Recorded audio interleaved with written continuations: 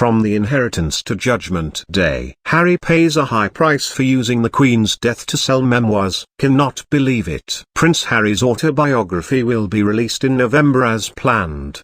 Despite the Queen's death, Prince Harry and Meghan believe they are right as the Duke moves forward with his memoir. Tom Bower, whose biography of Meghan Markle was released earlier this year, claimed the Duke of Sussex insisted the original date be kept. I was told tonight that Harry insists his book be published in November. Apparently publishers aren't sure, but he says if they don't publish it, it'll be a no-brainer of deals. I was told that. It's extraordinary, but on the other hand, it's fitting because Harry and Meghan's finances depend entirely on the book and Netflix. I also think they believe they are right and they want to get their own back. Today, as Bower did the GB News, a source close to the Duke denied the claim. Meanwhile, Penguin has already announced that Harry will donate the proceeds from the book to charity. Earlier this week, royal experts told Mail Online that it would look very bad for Harry to release anything controversial at this time. Meanwhile,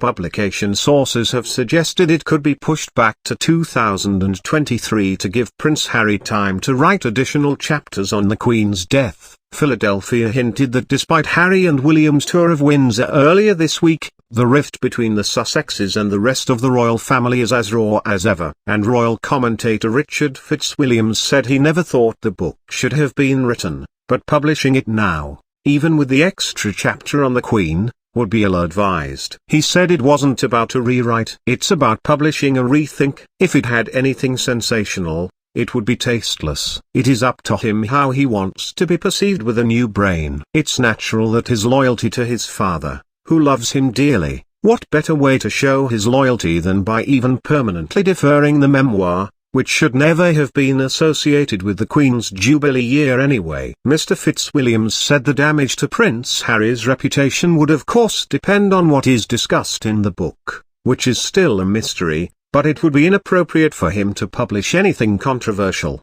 especially at this time. Mr. Danfier said publishing the memoir would ruin any chance of family reconciliation, adding, if Harry makes things worse then there is no turning back for him. That would be a line cross, and Charles and William would have a hard time forgiving him. Sources claimed neither King Charles nor Prince William or their lawyers and advisors were given the opportunity to preview parts of the manuscript. The family also has no concrete information on the expected publication date of the book, which will be published by Penguin Random House. But then, in the mist of sadness that is currently shrouding our small island, a glimmer of hope's world. It happened over the weekend when we spotted William, Catherine, Harry and Meghan on a tour just outside Windsor Castle, where they strolled and spoke to well-wishers and gazed out at the ocean of floral tributes. Reunited, the headline screamed the next day, and we dared hope that when the Queen looked down from her throne in heaven she would have won. This too would have granted her the wish she had longed for in life,